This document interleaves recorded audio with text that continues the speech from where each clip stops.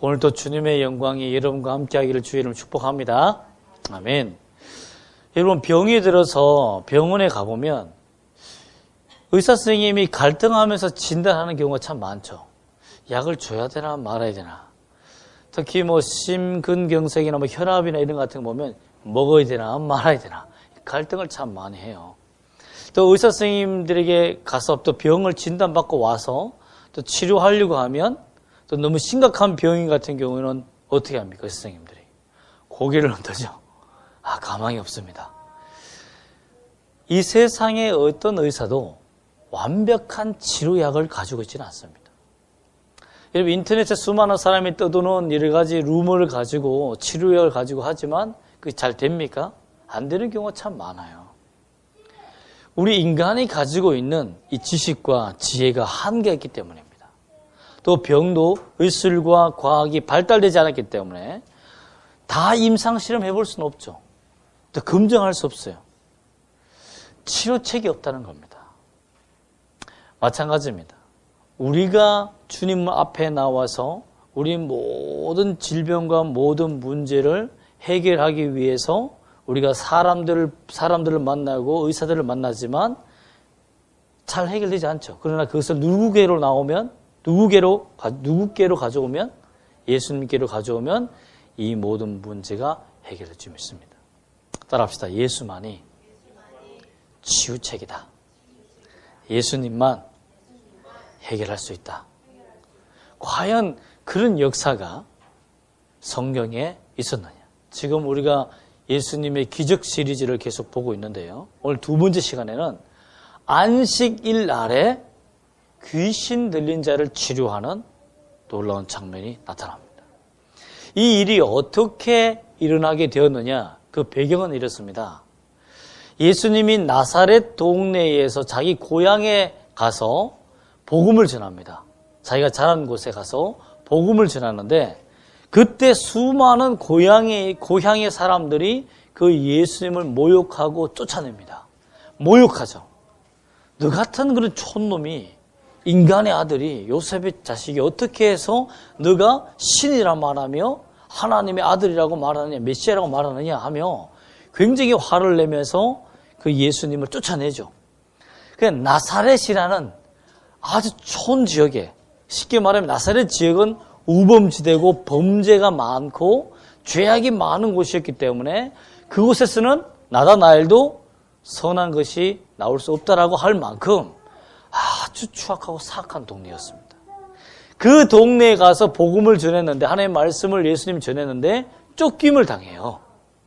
그리고 나서 그가, 예수님이 어디로 쫓겨서 오냐면 가브나움이라는 대도시로 그 예수님이 쫓겨서 오게 됩니다. 그때 거기에서 안식일 날에 회당에서 하나님의 말씀을 전하는 중이었습니다. 그때에 하나님의 말씀에 많은 사람들이 어떻게 하나님의 말씀을 이렇게 해석할 수 있을까? 한 번도 들어보지 못한 말씀이다 하며 모든 사람이 귀를 쫑긋하고 듣고 은혜를 받고 있을 즈음에 눈물도 찔끔 나오려는 그 가운데 한 미친 사람이 일어서서 소리를 막 지르는 거예요. 예배를 방해하기 시작한 거죠. 그러니까 예배가 방해되고 시끄러워지니까 얼마나 놀랐겠어요. 근데 그 사람은 정신이 미친 것이 아니라 어떤 사람이었다? 33절에 보면 더러운 귀신 들린 사람이었다. 그리고 그가 어떻게 말하냐면 34절에 보면 나사렛 예수요 하고 조롱하기 시작합니다. 촌놈아 하고 조롱하는 거죠. 이런 촌놈 같은 인간이 왜 여기서 난리냐 하고 조롱하는 겁니다. 이 맥락. 나사렛 예수라고 하는 것은 그 지역에 서 있었던 예수님의 입장에서는 굉장히 자존심 상하는 문제입니다. 그렇죠? 나사렛에서 그가 나사렛 출신이라는 것은 이 가브나움 대도시의 사람들은 굉장히 무시하는 사람이에요. 즉 가브나움 출신 이러면 이해할 수 있죠. 쉽게 말하면 오늘날 말하면 서울 출신과 저처럼 경상도 이렇게 영덕 촌놈 출신과는 차이가 많잖아요. 그렇습니다. 그러니까 서울에서 태어난 사람들은 서울 말을 참 잘하잖아요. 이렇게 뒤끝을 올리잖아요. 근데 시골 사람들 좀 무식하고 모병이 많잖아요. 그렇죠. 예. 저는 고무신 신고 다닐 때 저희 아내는 고무신이 웬 말이야 하면서 자기는 메이크 없이는 산 적이 없는데, 그죠? 우리는 고무신에 나이키 그려가면서 이렇게 살았는데 그렇습니다. 그 사람이 배우지 못하고 악랄한 동네에 살고 촌 사람이라는 것을 공개적으로 무시하는 거예요, 사탄이. 예수님이 기분 나쁘고 모욕적인 그 분위기에서 나갈 수 있죠. 그렇지 않아도 지금 나사렛 동네에서 쫓겨서 가버나움에 와 있는데 그 나사렛의 기억을 자꾸 되새겨주는 거예요, 이 사람이. 저 같으면 열받아서 그 자리에서 그냥 나갔을 수도 있습니다. 무슨 치유야 라고 했을 거예요. 예배도 방해되고 또 나사렛에서 쫓겨난 이단이라고 모욕하는 거죠. 그렇게 모욕하는 그 입술에 대해서 예수님이 가만히 참고 있는 것을 볼 수 있습니다. 또한 보세요. 우리가 당신과 무슨 상관이 있나이까 하면서 사탄이 예수님과의 관계를 정립하고 있습니다. 우리를 멸하러 왔나이까? 아직은 우리가 멸할 때가 아니지 않습니까? 왜 와서 이렇게 난립니까? 라는 거죠. 여러분, 이것을 보고 있는 사람들 잘 보세요. 이 장면을 보고 있는 사람들을 보세요. 예수님이 나사렛 동네에서 이단이라고 생각했고, 또한 귀신 들린 자가, 제정신이 아닌 자가, 나사렛 예수여 모욕하면서 당신은 하나님의 거룩한 자인 줄 압니다. 우리를 멸하러 왔습니다라고 하면 이 말을 믿겠습니까? 안 믿겠습니까? 안 믿죠. 여러분, 많이 이런 경우가 똑같습니다. 조직 깡패가 막 죄를 시큰 범하는 이런 조직 깡패가 누구를 고발합니다. 이 사람은 어떤 죄를 범했고 어떤 일이 있습니다라고 공개적으로 그 사람을 고발한다고 하여서 이 조직 깡패의 말을 듣겠습니까? 안 듣겠습니까? 안 듣죠. 오히려 이 사람의 죄악만 더 나중에 들통나게 되면 그 사람이 아무리 죄를 범했다 한다 할지라도 안 믿는 거죠. 너는 하나님의 거룩한 자이다 라고 말하면 정신 나간 사람이, 그리고 사탄에 들린 사람이 너는 하나님의 거룩한 자야 라고 말한들 사람들은 뭐라 생각했어요? 이상한 사람이네. 또 나사렛 촌놈이라고? 가버나움 출신 우리가 나사렛 촌놈의 말을 들어야 됐다고? 이상해 하고 그를 무시하며 그가 하나님의 말씀을 전하는 것이 오히려 경감될 수 있겠죠. 말씀의 권위가 떨어질 수 있다는 것입니다. 그런데 예수님께서 이 시간에 그 귀신 들린 자를 치유하고 맙니다. 그 이유가 뭘까요? 그냥 무시해도 됩니다. 그런데 예수님께서 그 사람을 치유할 때 그 치유하는 이유와 또 어떻게 치유했는지가 굉장히 중요합니다. 제가 왜 이 말씀을 하냐면요, 이 사람은 회당에 있다는 것이 핵심입니다. 귀신 들린 사람이 회당에 들어올 수 있습니까? 없습니까? 즉, 그 사람은 귀신 들렸다는 것을 알았습니까? 몰랐습니까? 사람들이 몰랐어요. 그런데 귀신 들린 사람은 압니까? 모릅니까? 알죠. 자신이 가끔씩 귀신 들려서 방황한다 압니다. 그런데 회당에 있는 사람들은 이 귀신 들린 사람이 왜 회당에 나왔겠습니까? 주의 말씀을 전하는 곳, 하나님의 율법을 가르치는 이 회당에 왜 나왔겠습니까? 바벨론 포로 시대 때부터 예배당이 없어서 예배당을 만들고 그곳에 성경 교육을 하기 위해서 만든 이 회당, 시나고그에 이 귀신 들린 자가 왜 나왔겠냐고요. 주의 말씀으로 고침받으려고 나왔지 않겠습니까? 또한 성령에 뛰어난 사람, 하나님의 능력을 가진 선지자를 만나서 치유받으러 나왔는데, 그가 귀신 들린 것은 언제 들린지 모르지만 한 수해를 거쳐서 나왔을 거예요. 근데 고침받았습니까? 못 고침받았습니까? 못 고침받았다는 겁니다. 아무도 그 회당은 이 사람을 고칠 수 없었다는 거예요. 다른 지역에도 회당이 많아요. 그런데 왜 하필 가버나움 지역에 있는 이 회당에 안식일 날 매주 나왔을까요? 대도시에는 좀 뛰어난 사람들, 배운 사람들, 또 잘 교육된 사람들이 많으니까 하나님의 말씀을 잘 듣고 내가 잘 교육받고 하나님의 말씀대로 잘 살면 내가 이 병이 치유받지 않을까. 그런데 그 회당에는 구원을 줄 만한 사람이 없었다는 것. 그 병을, 그 사탄을 쫓아낼 사람이 없었다는 거예요. 근데 안타까운 것은 이 시대에 귀신을 쫓아내는 사람이 없었다는 거예요. 그 시대에 예수님 당시에 어떤 회당도, 어떤 제사장도, 어떤 랍비도 하나님의 말씀으로, 하나님의 능력으로 엘리야와 같은 능력을 발휘하는 사람이 없었다는 겁니다. 얼마나 고통스럽고 가슴이 아팠겠어요. 여러분이 그런 입장이 되어보세요. 암에 걸리고 세상에 치유할 수 없는 병에 걸려서 정말 목사님을 만나서 아니면 교회에 나와서 내가 예배를 드리면서 하나님을 만남으로 말미암아 내 병이 나야지, 내 삶이 치유돼야지, 내 삶의 문제가 해결되어야지 하고 나왔는데 오히려 교회에 나와서 상처받고 교회를 나가야 되는 일이 생긴다면 얼마나 고통스럽겠습니까? 오늘 시대가 그렇지 않습니까? 우리가 어떻게 해야 우리의 이런 문제를 해결받고 이 안식일날 치유받은 이 자처럼 귀신이 떠나간 자처럼 우리가 어떻게 회복받을 수 있는지를 우리 함께 고민하고 여러분들은 예수님을 만나서 치유되는 그런 역사 있기를 예수님을 축복합니다. 아멘. 왜 고쳤는가? 그것은 예수님이 먼저 이 지역으로 사람들이 나사렛에서 예수님을 쫓아낸 것이 아니라 예수님은 복음을 전하고 도저히 전할 수 없는 입장이었지만 누구를 만나기 위해서 가버나움으로 몸소 가셨다는 것을 알 수 있습니까? 귀신 들린 자를 예수님이 치유하시기 위해서 그곳에 가버나움 지역으로 갔다는 것을 알 수 있습니다. 다른 지역으로 갈 수 있어요. 다른 지역으로 갈 수 있습니다. 근데 왜 하필 가버나움입니까? 그곳에 하나님이 보실 때 날마다 매주 나와서 회당에 앉아서 하나님 날 치유해달라고 하면서 주의 말씀을 기다리는 안타까운 영혼이 있다는 것을 예수님이 아셨기 때문입니다.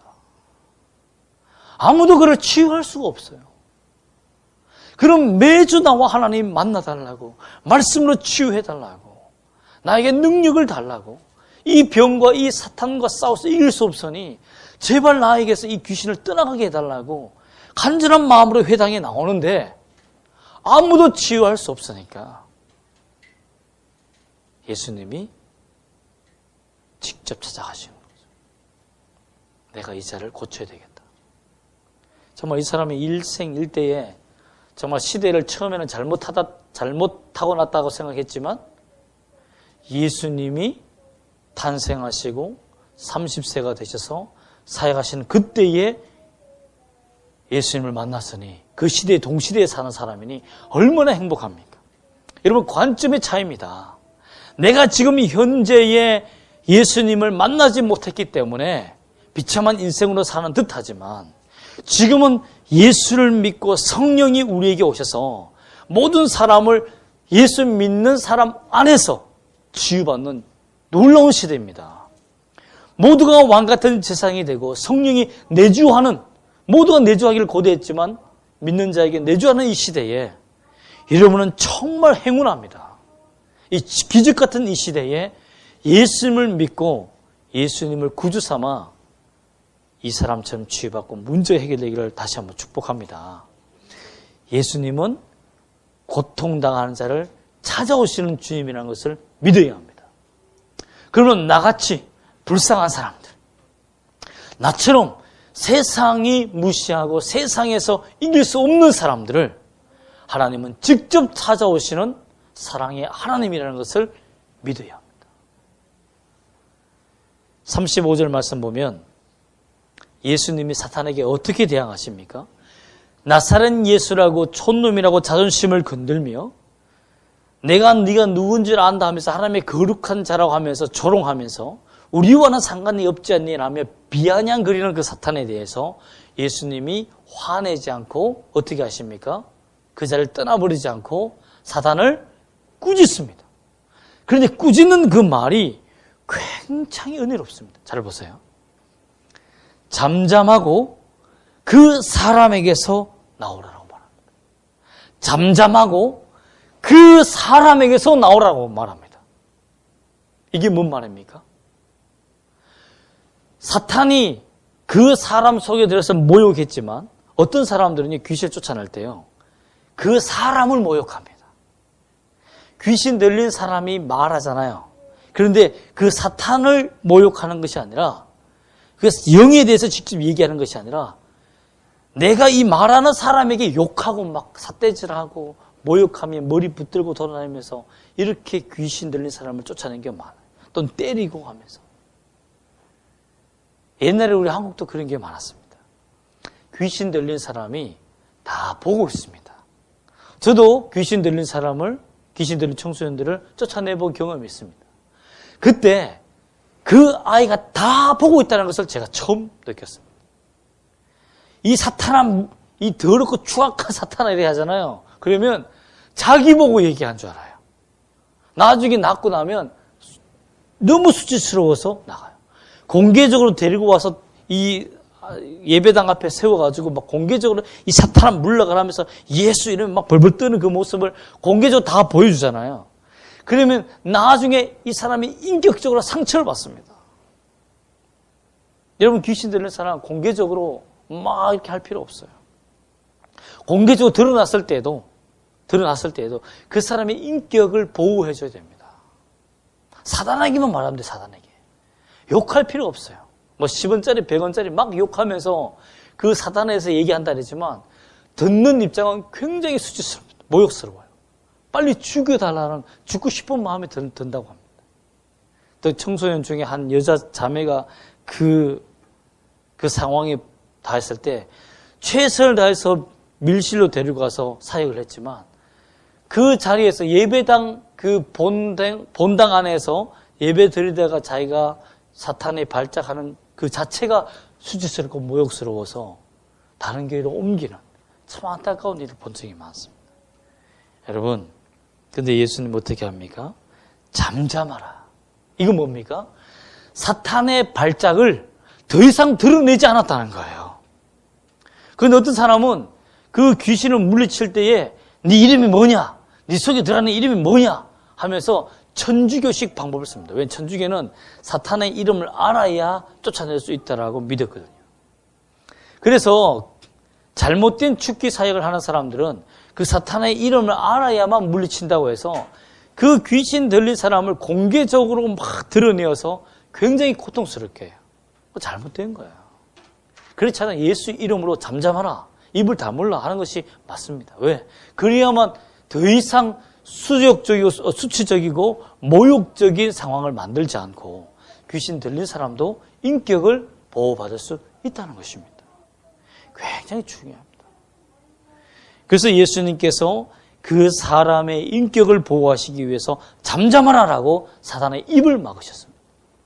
또 더 이상 자신을 모욕함으로 말미암아 하나님을 모욕하는 일에 대해서 멈추게 하신 일도 맞습니다.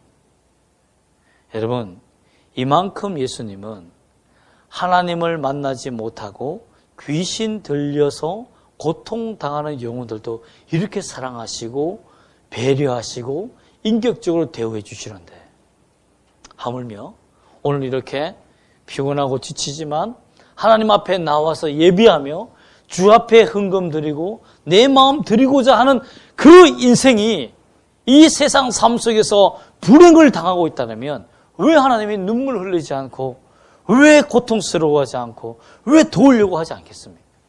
반드시 돕습니다. 여러분의 인생 하나님 다 보고 계십니다. 가브나움까지 오셔서 이 사탄을 물리치고 이 사람을 고치셨는데 스스로 찾아온 여러분에게 왜 하나님이 거절하시겠습니까? 하나님의 살아계심을 분명히 여러분이 만나고 알기를 축원합니다. 여러분, 또한 세 번째로 우리가 살펴볼 수 있는 것은 안식일 날에 이 일을 행할 수 있습니까? 없습니까? 안식일 날에는 바리새인과 사두개파들이 병도 못 치유하도록 율법을 만들었습니다. 자기들끼리. 그렇기 때문에 안식일 날 이 병을 고친다면 예수님은 완전히 이단자가 되는 거예요. 완전히 이단자가 되는 거예요. 지금까지 은혜 받고 가르침을 받았던 가버나움 사람들이 안식일 날 병을 고침으로 말미암아서 지금 뭐야? 이렇게 될 수 있는 거죠. 또 다른 이단자가 될 수 있는 거죠. 율법으로 말미암아서 그 안에 있는 사람들 은혜 받을지 모르지만 다시는 사역을 못하는 유대인들 전체가 자기에게 적이 될 수 있는 아주 위기의 순간이란 말이에요. 그런데 예수님은 그 위기를 누구 때문에 감당하십니까? 사단 들린, 귀신 들린 한 영혼 때문에 자신의 전도 사역이 다 방해받는다 한다 할지라도 그 한 영혼이 살 수 있다면 반드시 내가 받으리라 라는 마음으로 안식일 날 가감하게 담대하게 그 능력을 행하셨다는 거예요. 예수님이 이러한 사랑을 가지고 계십니다. 하물며 여러분의 인생 하나님 앞에 걸고 주님 앞에 내 인생 맡기며 나오는 사람에게 십자가에 자기 목숨을 걸고 자기 목숨을 내어줬던 그 주님이 왜 주님을 위해서 살고자 하는 자를 버리시겠습니까? 절대 버리지 않습니다. 하나님은 살아계십니다. 하나님 분명히 역사하십니다. 여러분 결국 그 청소년도 예수의 이름으로 말미암아 치유된 것처럼 여러분도 치유받는 역사가 일어날 줄 믿고 오늘 본문에 나타나는 이 안식일에 치유받은 사람도 갈망하고 갈등하고 회당에서 한 번도 그런 역사가 없었지만 하나님을 기다렸더니 그때에 예수님 오셔서 이 사람을 낫게 해주셨다라는 것입니다. 그러므로 예수님을 만남으로 말미암아서 이 사람이 새 희망을 가지게 되고 예수님은 살아계시는 하나님이라는 것을 믿게 되고 오히려 그 가버나움의 회당은 무엇이 됩니까?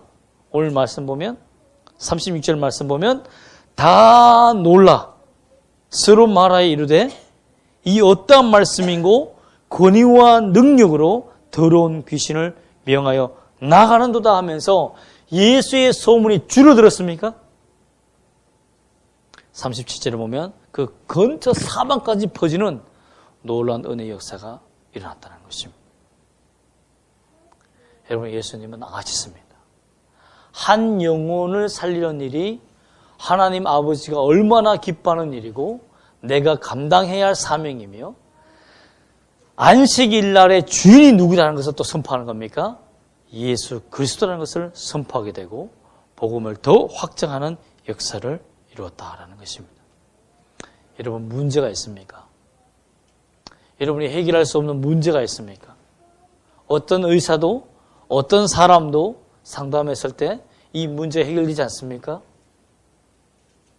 저에게도 오셔서 상담을 했지만 해결할 수 없는 부분들이 있었습니까? 그러면 누구를 만나야 됩니까? 예수님께 나아가십시오. 예수님이 찾아오시기를 여러분 간절히 기도하십시오. 믿음은 끝까지 주를 갈망하는 것입니다. 주를 갈망하는 것이 믿음입니다. 여러분 물도 99도까지 여러분 불을 데워도 끓지 않습니다. 물은 반드시 100도가 되어야 끓습니다. 믿음의 순진함을 말하는 거예요. 예수님을 끝까지 기다리고 이 회당에 이 귀신 들린 자가 그래도 계속 왔기 때문에 치유받았죠. 만약에 정말 운 없이 세상 말을 한다면 예수님이 안식일날 오셔서 그 회당에 찾아온 그 회당에 그날 오늘은 피곤하고 지쳐서 못 가겠다 하고 안 갔다면 예수님 만날 수 있었겠습니까? 못 만났어요. 이런 역사가 없었습니다. 여러분이 지치고 힘들고 삶 속에 고통이 있다 한다 할지라도 하나님을 만나는 시간을 포기하지 마십시오. 예배뿐만 아니라 기도하는 시간을 여러분 포기하지 마십시오. 주님을 만나는 100%의 그 순도의 믿음을 반드시 지켜야 됩니다.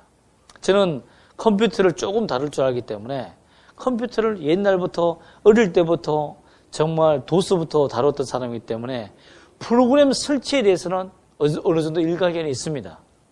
근데 여러분도 잘 알다시피 어떤 CD를 넣거나 프로그램을 넣고 99.9%가 되었다 한다고 해도 캔슬이라는 취소라는 버튼 한 번 누르면요. 다 끝입니다. 다시 돌아갑니다. 100% 되어서 완료됐다고 컴플릿이라는 단어가 떠야 그리고 완료를 눌러야 프로그램이 설치가 되죠. 99.9% 됐다고 해서 다 됐겠지. 뭐 이 정도면 됐잖아 하고 취소를 눌러버리면 다시 처음부터 0%까지 다시 돌아갑니다. 하나도 설치가 안 됩니다. 예수님을 만나는 것이 그렇습니다. 내가 내 믿음을 포기하지 않고 주님을 끝까지 기다리는 것. 너무 중요합니다. 만약에 여러분이 예수님을 기다리면서 기도하다가 기도를 포기한 적이 있다면 여러분 이제부터 다시 시작하십시오. 0%에서 다시 시작하십시오. 다시 예수님의 믿음의 프로그램을 까는 그 노력을 다시 하라는 것입니다. 예수님을 기다리고 예수님을 기다리면 그 기다리는 자에게 예수님은 반드시 역사할 줄 믿습니다. 여러분 모든 모임에 주님을 갈망하십시오. 예배 모임, 성경 공부 모임, 또 식당 모임, 어떤 모임이든 예수님이 어느 때든지 내게 오시기를 간구하는 그 시간을 여러분 갖기를 소망합니다. 내가 오늘부터는 하나님을 기다리겠다. 오늘부터는 예수님이 내게 오시는 것을 기다리겠다. 반드시 예수님이 내 문제, 내 삶의 문제, 내 고통의 문제를 아시니까 그 문제를 해결해 주시기 위해서 이 땅 가보나움, 내가 있는 곳까지 예수님이 오시리라는 그 믿음을 갖고 승리하며 전진하는 여러분 되시기를 소망합니다. 아멘. 한번 따라합시다. 예수님은 반드시 내게 오십니다. 아멘. 기도하겠습니다.